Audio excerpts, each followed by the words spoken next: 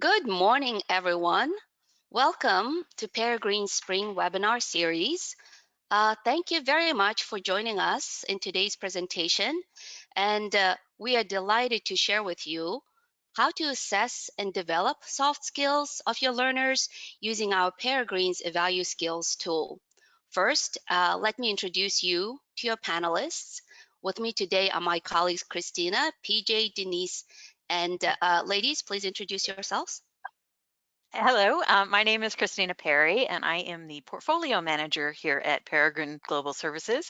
I've been involved with the development and launching of new services, including this EvaluSkills soft skill assessment, and I'll be kind of showing you part of the process of how it works.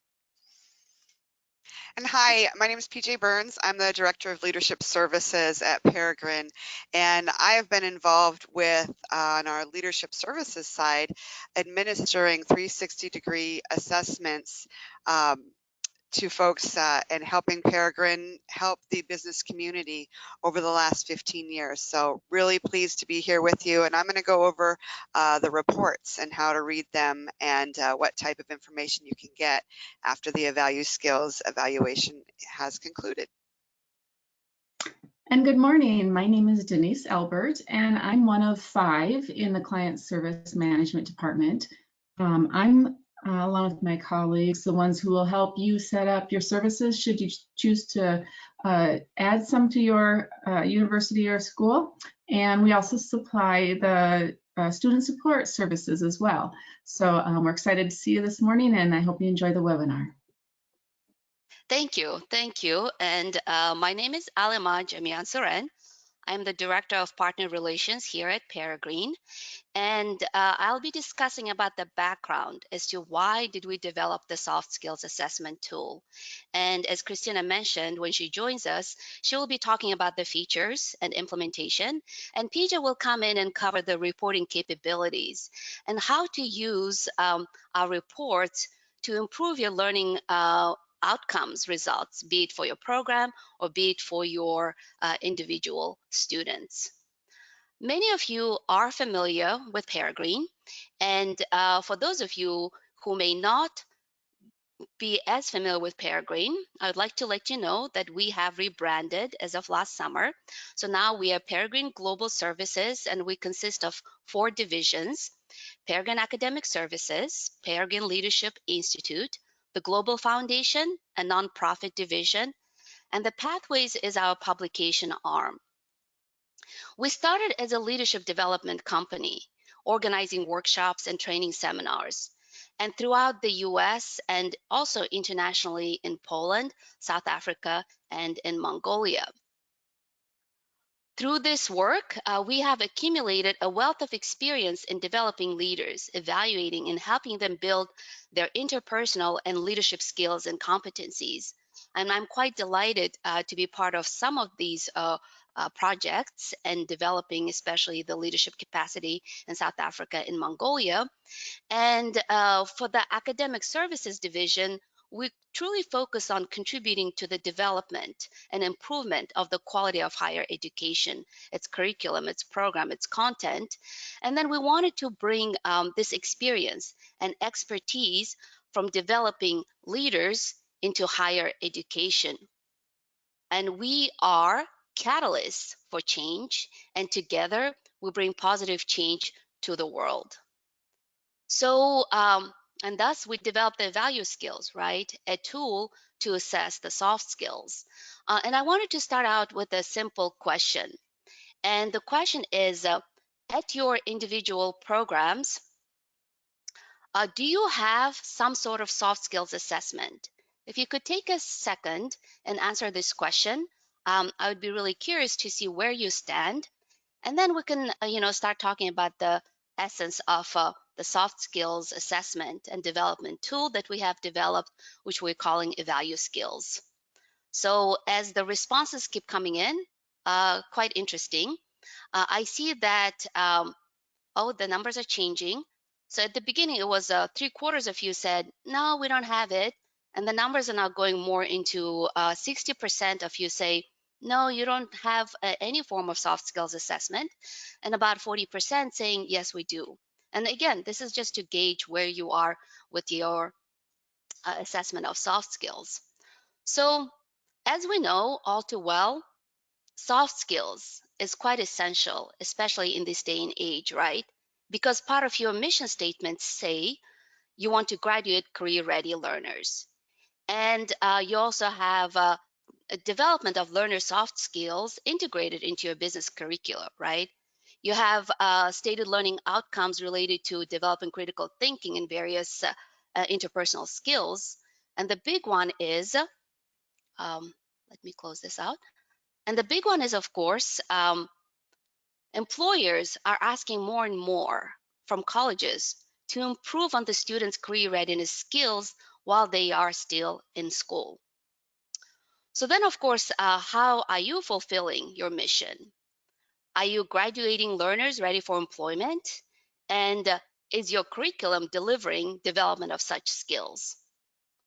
So then, the essential need for assessing soft skills come into place in higher education in order to fill your regional and specialized programmatic accreditors requirements.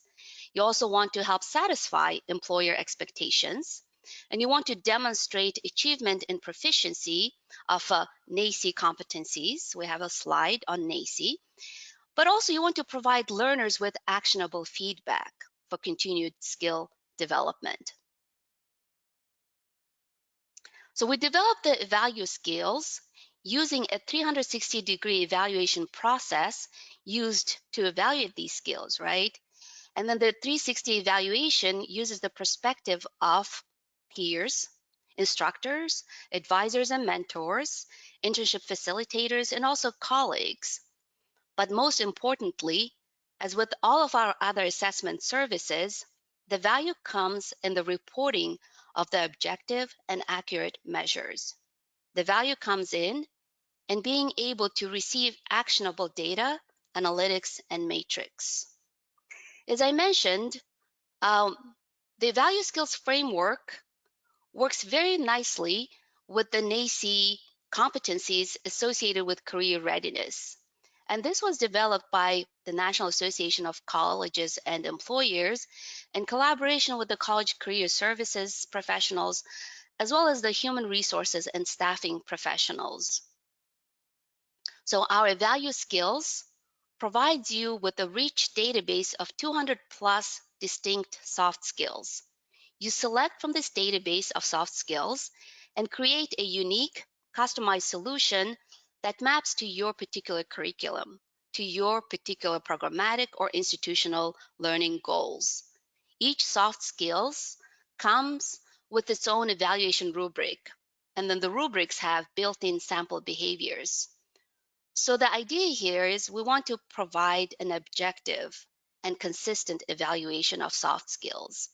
The EvaluSkills directly measures proficiency levels of essential career readiness skills and competencies, and now, most importantly, provides a participant action plan and a measurement of key learning outcomes.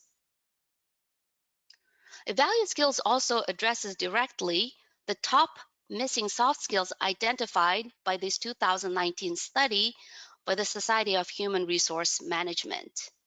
And it offers a tool that measures these skills, but most importantly, the key is not in assessing and measuring, right?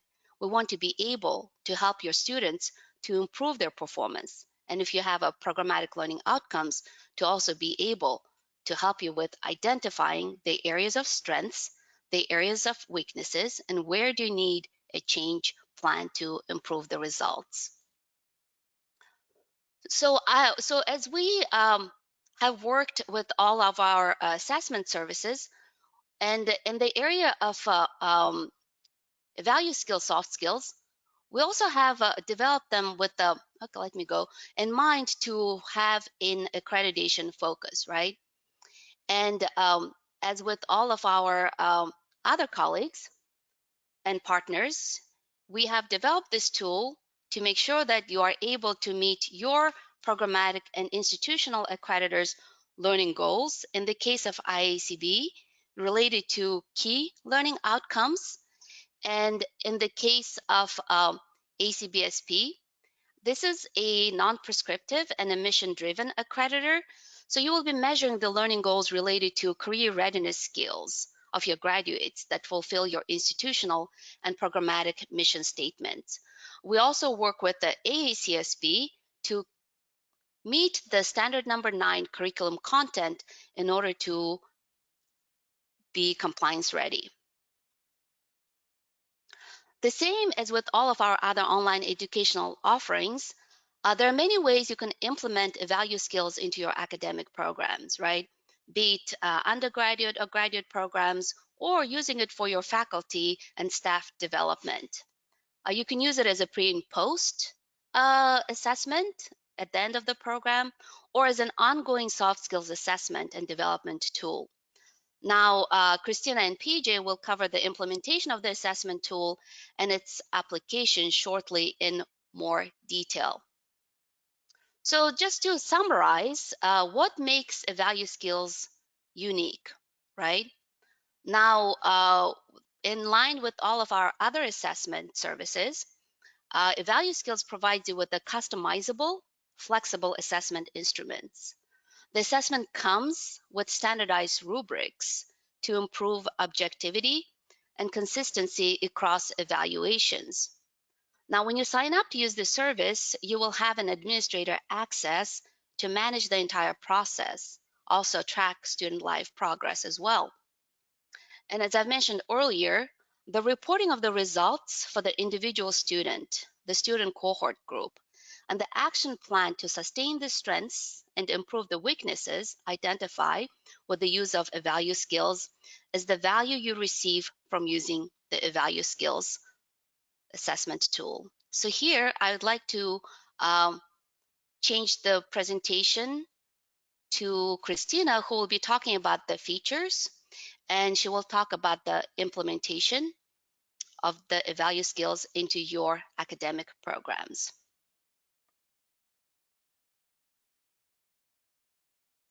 Thank you, Christina? Alimaa. I appreciate that. Wonderful introduction on the purpose behind why we created EvaluSkills. As I mentioned, I was actively involved in the development of this service, so I want to show you a little bit what it consists of and give you a bit better idea of how we are measuring soft skills and trying to do so in an objective way across different programs. So let me get started here. First of all, we have a database of different types of soft skills. We call them assessment items, but those are just various soft skills that might be part of your program learning outcomes. So there are, I think, over 250 now of different types of items.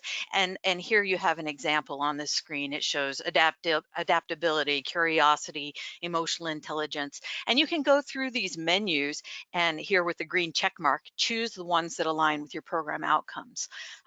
Each one of those specific assessment items has its own rubric that has a sample statement and behavior for each level of performance. And that's really to reduce the subjectivity. What I might think is average curiosity, someone else might think is exceptionally curious. So we do define those and give sample behaviors for the different rubric levels. Now, for the process, let me go into this a little bit. And I think we need to start with some definitions so that if I'm throwing in some jargon, you'll know what I'm talking about. The assessment item is that specific soft skill. And we just call them assessment items that you can mix and match into different templates. Now, the template is a sample set of items that you want to assess. And you can set up different templates for different programs, different cohorts, or you can use the same one. But that's just basically something that you'll kind of keep on the menu. Now, the assessment is when you would add participants to that and launch it as an active assessment. So the templates kind of remain on the back burner until you launch the assessment. The participants would be, in this case, the students who are the people being evaluated. And then they would select evaluators. And we encourage, 5 to 10 people to give a well-rounded view of the participant. The evaluators should be at different levels. They might be professors or advisors. They might be internship supervisors. They could be fellow students. They could be people they volunteer with, but people who have a good idea of the participant's performance in different applicable skills. And then the reports at the end, PJ will be covering that part, but we do have an individual participant report showing their strengths and weaknesses. We have the action plan, which will hold them accountable to sustain their strengths or mitigate those weaknesses. And then we have group reports, which really show how, maybe a cohort as a whole performs and where their strengths lie. Okay, now let's talk about creating those instrument templates. Now I mentioned there are over 250 possible items, so that's a bit overwhelming when you come into the platform and say, okay, I'm ready, I want to make my assessment. So I I like to think of this as going to the pizzeria. You know, I can make my own pizza. I can choose the ingredients I want and tell them what I want to appear. But they have some good ones already on the menu too. So here, that's what we've done. We've created some templates that are already pre-made that you can look and see what's included on those. And then, oh, well, I like this, but I'd like to make some substitutions. You can absolutely do that, or you can create your own from scratch. Now, once you as an administrator log into EvaluSkills, you'll see here there's a tab for instrument templates that are already available, which you can browse. Here there's one for leading professional teams, which is going to have more team-based soft skills, or a DBA workplace assessment. This might be for working professionals who are entering a graduate business program. But you can browse those by choosing Instrument Report and download a PDF copy, which is going to show you each skill that's being assessed and the rubric associated with each. And that way you can know if you want to go in, I like it, but I want to edit this, I'm going to add or delete some items, or you can just create the assessment and launch it. Now, I mentioned the rubrics, and this is really to make it more objective across the board so that when different evaluators are looking at the participants' performance, they have the same measurement. So here for a skill, troubleshooter, it's being defined, the ability to work through issues and identify and solve root cause problems. And then it has typical behaviors for each level from unsatisfactory to exceptional. You know, if this is a person who it just gives the sample behaviors that I could rate someone at and say, okay, this really is exceptional, or no, it's really actually marginal. But the idea is that different evaluators will have the same scale. Okay, so now I've covered what you as the administrator are going to do in setting up your instrument, and now you've added your participants and you want to launch your own assessment. What does the participant do? The participant is going to receive an email, and that will have them log into their account. From their EvaluSkills account, they can upload a profile picture, sort of like what they would do for social media, and that's really so that their evaluators, when they get the invitation, can put a name with a face. You know, particularly if you have a professor that might be evaluating several students, that's a helpful thing. Now, the participant themselves can enter multiple evaluators to do their evaluation, or you can restrict it so that the administrator is the one who sets up the evaluators, or you can do a combination of both. But really, the more the merrier. When you're doing a 360-degree evaluation, you want a lot of perspectives. The participant can also download their instrument report so they can look at the totality of the instrument and see what the behaviors are they're being evaluated. That can also be helpful for development because it gives them an idea of what are exceptional behaviors for those skills. They can do a self-evaluation, and a lot of schools will choose to have the participants enter evaluators and also complete a self-evaluation where they look critically at their own performance. Now, my self-evaluation scores, how I rate myself, is not going to be averaged in to my evaluator scores, but it'll give me a point of comparison. For example, if I think public speaking is a strength and I rate myself a 5 there, but gosh, my evaluators think I'm pretty long-winded and verbose, they might give me a 3. That would give me an indication of a blind spot.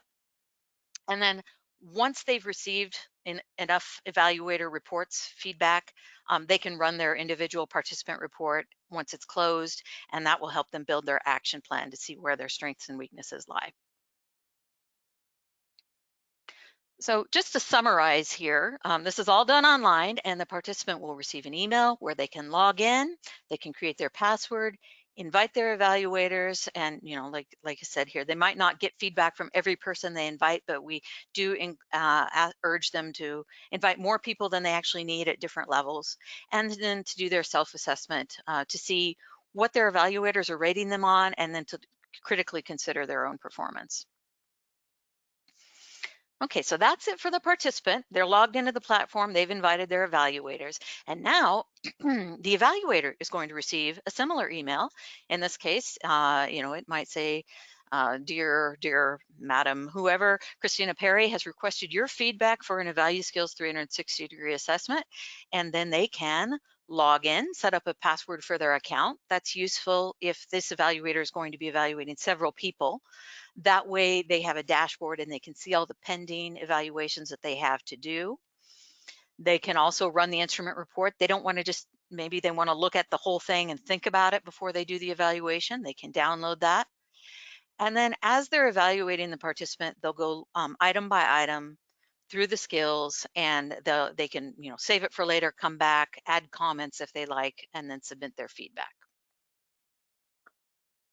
So here, for example, this evaluator is looking at their phone, and on the right here, it's showing what we mean by each level of the rubric. So does not play favorites.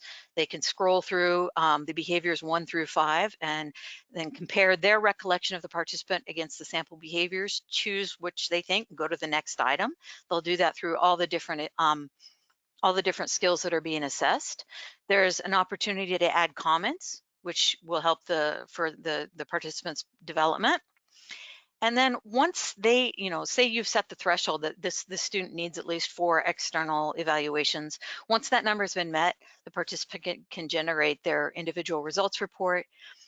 Now, as an evaluator, the participant won't know how I rated them, and they won't know which comments are associated to me. Everything is confidential. The participant gets an average of their scores, and then they get a list of all of the comments provided, which aren't attributed to any particular evaluator. So with that, I am going to take a breath and introduce PJ Burns from our leadership department, and she has conducted many 360-degree evaluation workshops and is familiar with walking participants and leaders through using the results for development. PJ, take it away. Thank you, Christina. I'm sorry to interrupt you, PJ, but I believe one of the participants wanted to ask a question, and I neglected to mention that we will have a Q&A after PJ's portion. And if you want to ask now, you're welcome to ask, or you're welcome to wait until the Q&A session to ask your question. Thank you, Alimaa. So I'm going to go over the reports that are generated after the evaluators and the student have submitted their answers to the assessment instrument. So before activating or completing assessment, you can obviously use that instrument report. Christina mentioned that to you. It's a PDF copy of all of the questions and all of the rubrics. So that can be done by the participant and that can be done by the evaluators. Sometimes it's easier to see it in totality, and especially if you're the student being evaluated, I want to see all the questions that my evaluators are being asked. So the instrument report, like I said, is a printable PDF, and this is a great tool also for administrators.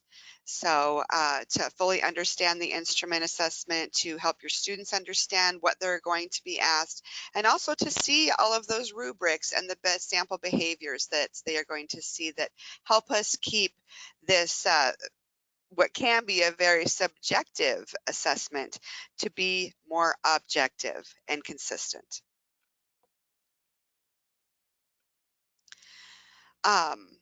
So the how people use the reports, there is a participant report, and what it does, and we'll go through this in more detail, is it compares the self score if they've done a self-evaluation against the group average score, and it also gives that action plan.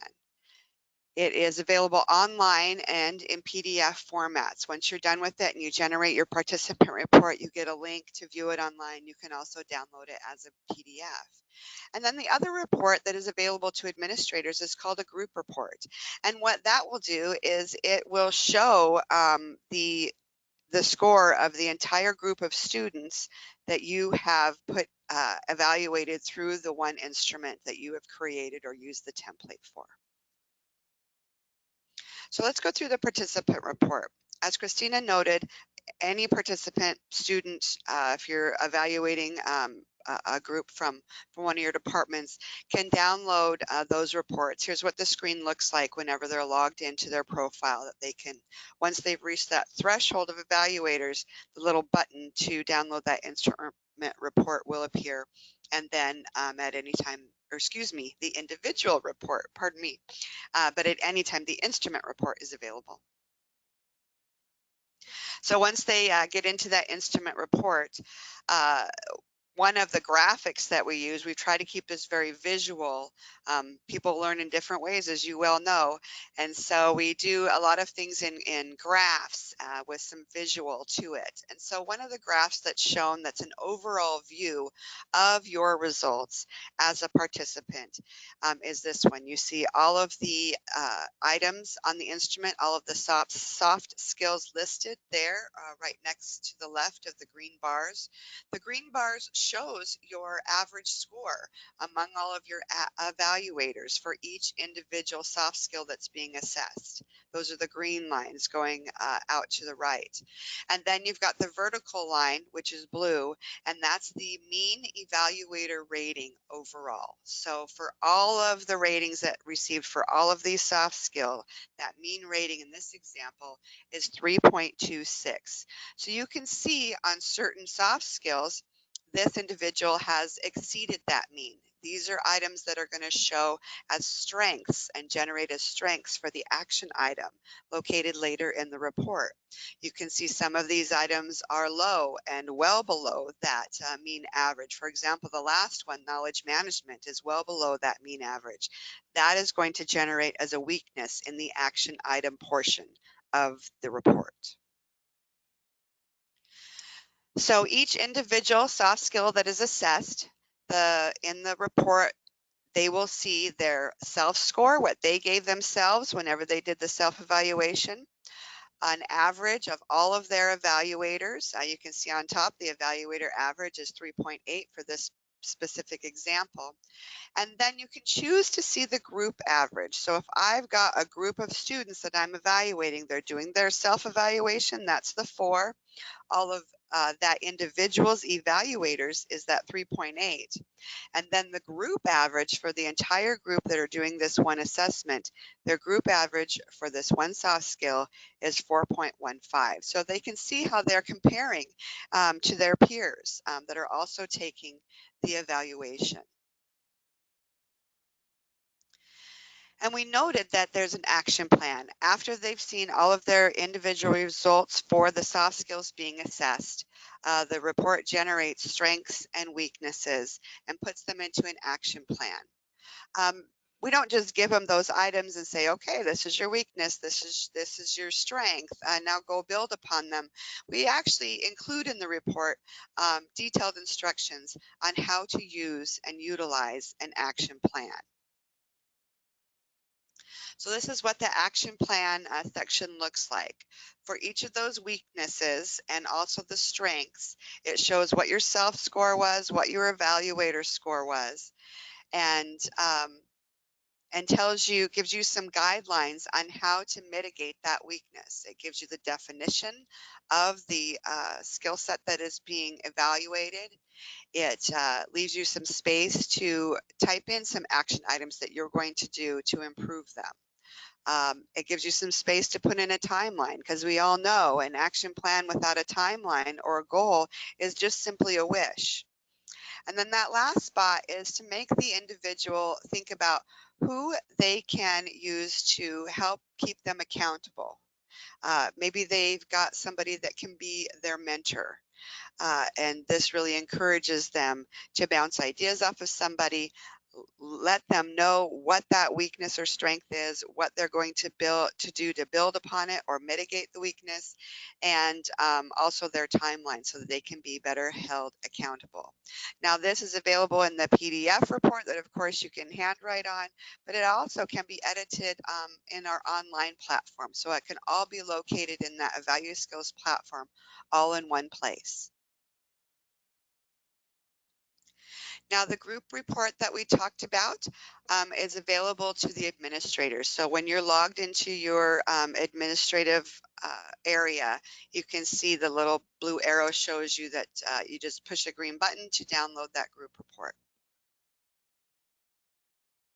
Again, we use visuals in that group report, so you can see the average evaluator score per item within all of the items that you are being assessed. It provides information about your program's overall strength in developing these soft skills. It can show you what you're doing really well. It can also show you those areas that really need some attention and improvement. And so with the group report, um, for each competency, you can compare the participant's self-score against their external evaluations. So you can look at all of the self-score versus the total group average. How are those students seeing themselves versus how they're being actually evaluated by others? And then you can get a breakdown of results by each individual participant, noting who scored significantly above or below the group average. And this way that you can add some individuality into the program to really work with those students one-on-one and know where you need to improve the program overall and where maybe a particular individual or two need to improve themselves. So again, just summing up, the participant report is really used for that personal development of the student. It's a tool that they can use to improve over time. If you decide to, if your program allows for that pre-test before the MBA program begins, and then after they've concluded the MBA program, you do the same instrument assessment again, and they can see, yes, I did sustain or improve on these strengths that I had, and let me see the scores afterwards on these weaknesses that I've been working on. In the group report, it really provides some continuous improvement for your programs and your groups of students. You can see some blind spots that may be in your programs where you need to add some items. You can also see where you're doing really well in improving those workplace skills for your students.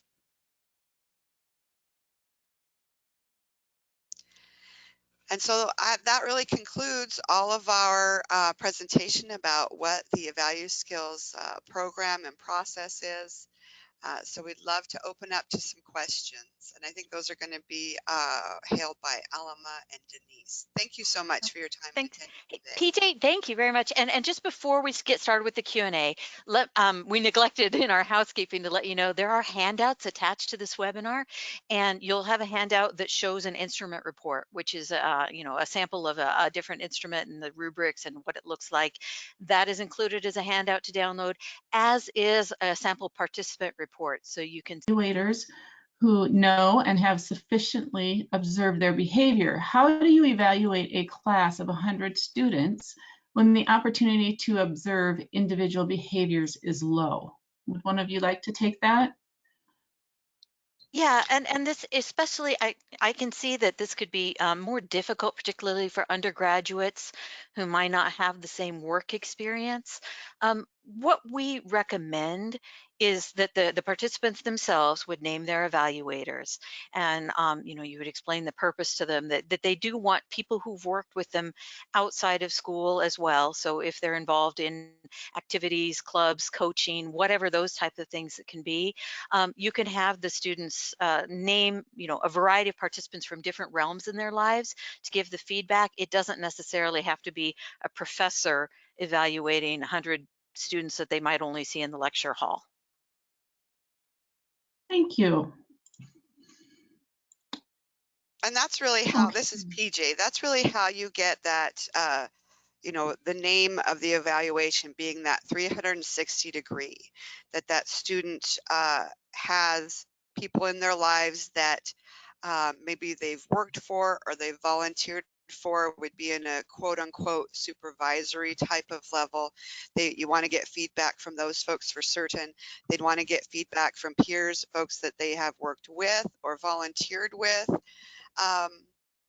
Not necessarily their friends, but folks that have seen them in a work or volunteer type of environment.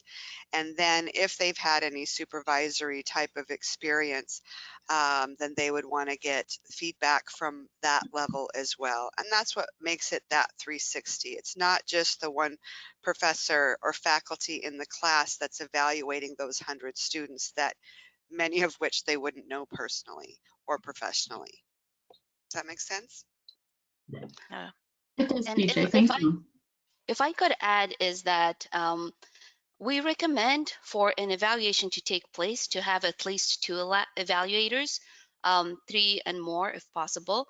So one of the evaluators could be, well, self-evaluation, but also you can have a peer evaluator. And then most students have their academic advisors, right?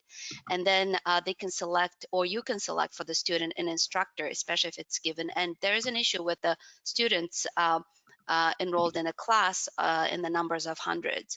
But as you go into higher level programs, you are going to have more and more instructors who are working in sessions, right? Who are working at a higher level courses where you get to know the students in a setting of 20 to 25 students or 10 to 30 to 40 students, which will make the evaluation more conducive to getting real objective data and results.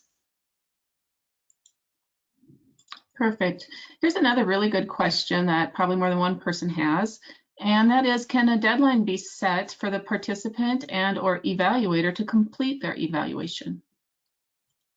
PJ, do you want to take that one? Yes, that's vital. Deadlines are vital. So absolutely within the, when you set up an evaluation and you put your participants in, you add a deadline. You also add dates for reminder emails to go out to tell them that, okay, when they get the first email, you have until you have this many days in order to enter your evaluators. Once they've entered their evaluators, that generates the email to the evaluators. Again, you've pre-prescribed a deadline for them that they've got 5 days or 10 days after they receive their first invitation to fill out the evaluation for the student or participant. And then also, again, reminder emails that are automatically generated per what you had set up whenever you set up that instrument. So Yeah, and I think that's absolutely important. deadlines. Yeah, that's important, PJ, that you set the administrator will set this up and they'll put in what dates and they'll put in deadlines. They'll also put in instructions. So I saw a question here about will the evaluators get instructions, because some of this depends on context. Yeah, absolutely. And you can actually personalize your instructions that go out, or when the evaluator logs in, what they see. So you know, that part there's a standard form you can use, or you can edit that. Great, And thank you. go ahead, Denise. Oh, I was just going to read the next one unless you had further Go ahead. comments, Alimaa. Yeah, go ahead. Okay. The question is it common for MBA students to permit their employer to participate in their academic assessment? We've seen that in our pilot sessions. We've done a couple of pilot sessions, you know, with working professionals, and they've named coworkers, supervisors, subordinates, and you know, designated what role they play. So yeah, you know, unless there was some reason why the student wouldn't want their employer to know that they were furthering their education, I don't really see much of a conflict there. Perfect. And then And for clarification, those samples, Christina, were students in an MBA program, right? Actually, the first pilot we did were DBA students, and then we had some MBA students at a school in Poland who did this as well. So, and actually, I saw another question there asking if this is available in Spanish. Um, we actually did a bilingual version of this for the school in Poland, where we went in and you know, the Polish people provided their own translation, but we uploaded both. So yeah, we can definitely accommodate different language versions as well. okay, great. There's a question from one of the attendees asking, what is the difference between students and participants? Well, your There really participants are, isn't. yeah, your participants in an academic setting are likely students. So, but we also conduct this evaluation for people who aren't students. So you might be doing some faculty development or staff, that you want them. So in that case, your participants would not be students, but that's what we're using it. Great. And then there's a question about when this service is going to be available to clients or prospective clients from us. What's that, Denise? There's a question about when EvaluSkills is going to be available to Peregrine clients or prospective clients. Okay. Well, we're actually launching it commercially now. This is our first series of webinars on the new service after it's undergone some pilot testing. So we're hoping that we will have programs beginning to use it probably starting August. It does take some time. You mentioned deadlines.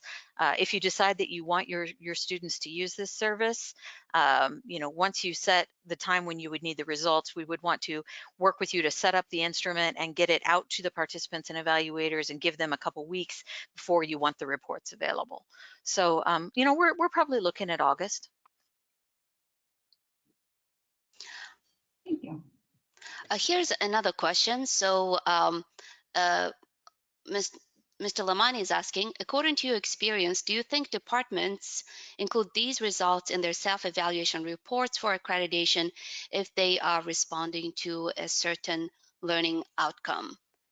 And the answer is absolutely, especially for certain accreditors who actually are asking for soft skills to be defined and identified as part of the programmatic learning outcomes.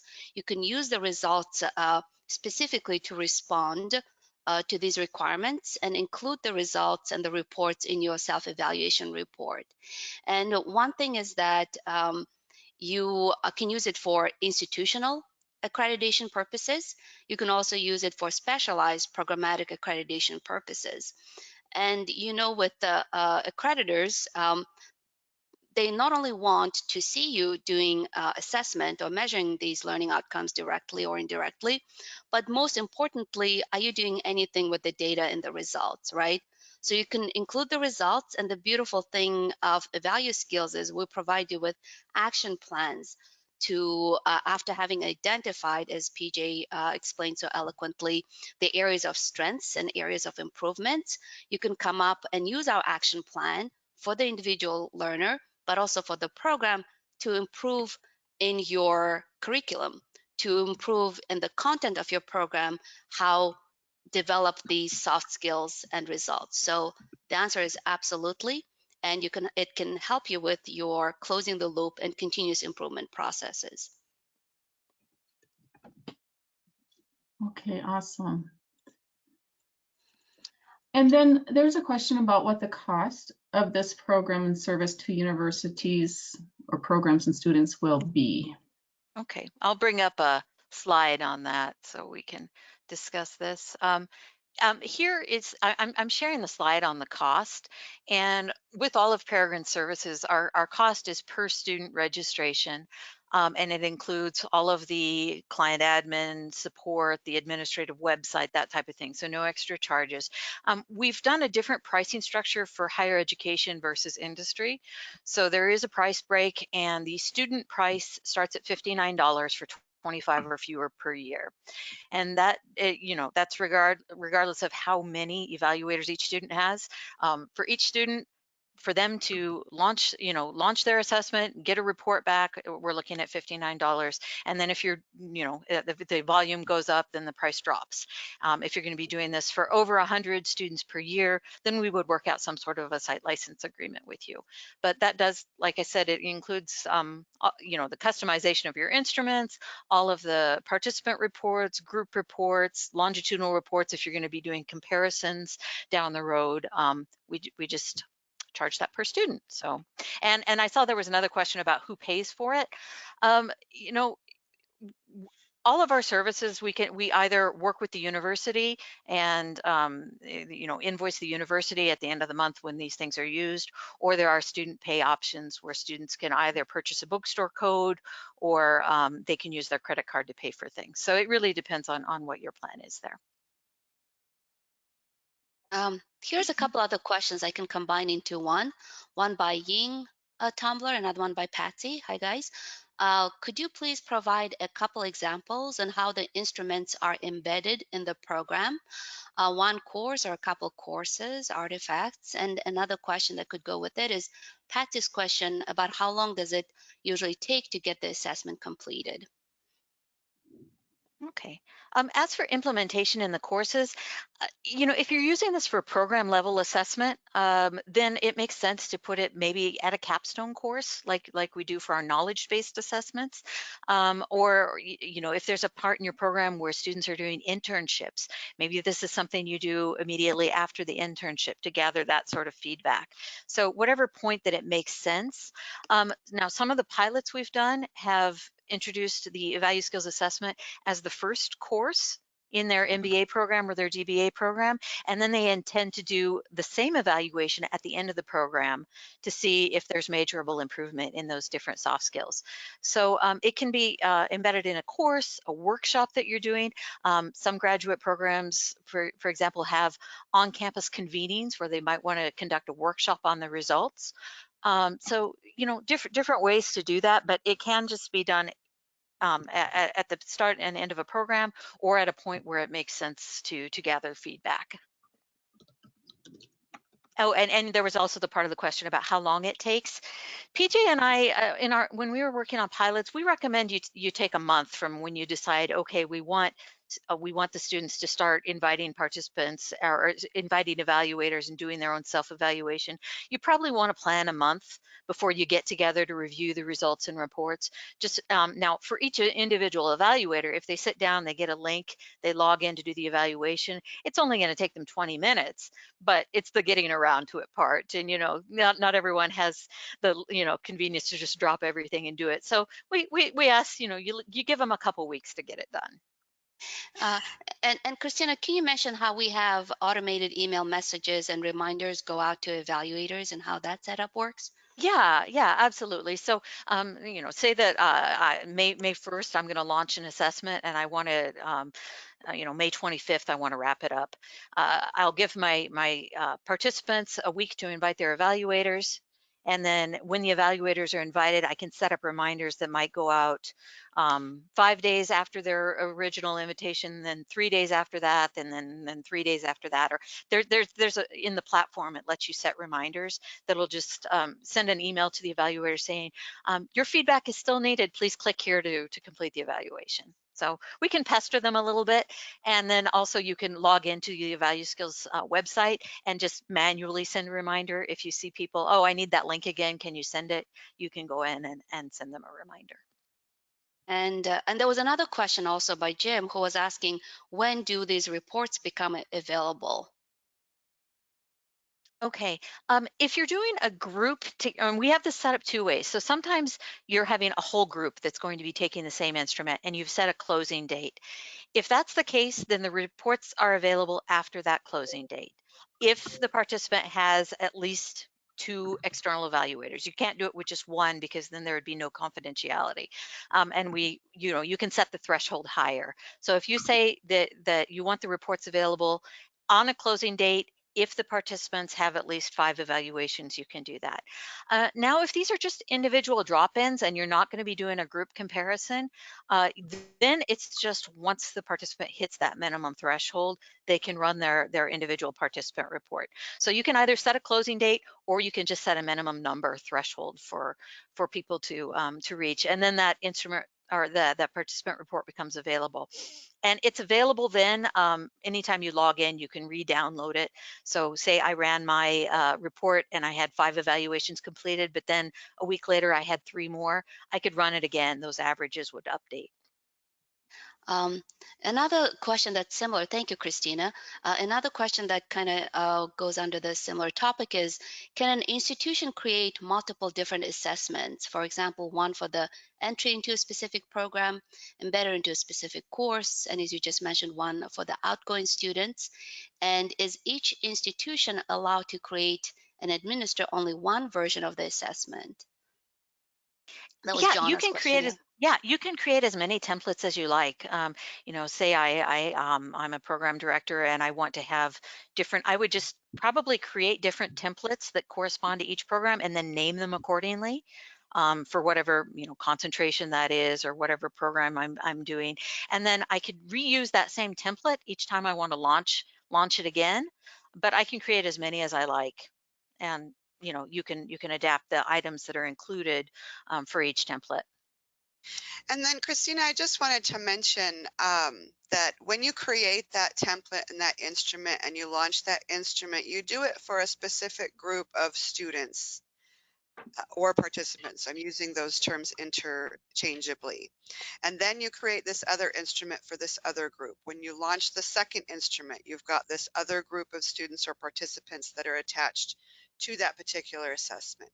So you can create as many instruments as you like and send them out to the groups that you'd like to. So does that make sense, Yeah, Christina? absolutely. Yeah, Yeah. yeah. So they remain when you go back and log into the platform, you'll have all of your pending and completed assessments. And as long as you name them some way that you'll know which group is which, you can run those, and you could even do comparative reports if you want to look at different cohorts and how well they've done. So yeah, as many instruments as you like and you can reuse them for different groups or create new ones. And here's another question that we've touched upon. So we created the EvaluSkills for academic purposes, right? So you can use it for meeting your programmatic evaluation purposes for course level, but also for individual student development. And here's a question Tom wrote. I'll read it. And you ladies can take up on the response. So in Texas, we have the 60-30 TX, third goal of marketable skills, technical and employability skills. This third goal does not require any formalized assessment. So it's much more about supporting students so that they are better able to communicate their marketable skills they are learning or have learned, and then to employers or other relevant stakeholders. So career readiness, in other words, how could EvaluSkills be useful informally rather than like our usual assessment reporting for student learning outcomes? Alma, do you want to speak to that one? You're Oh, kind of the expert absolutely.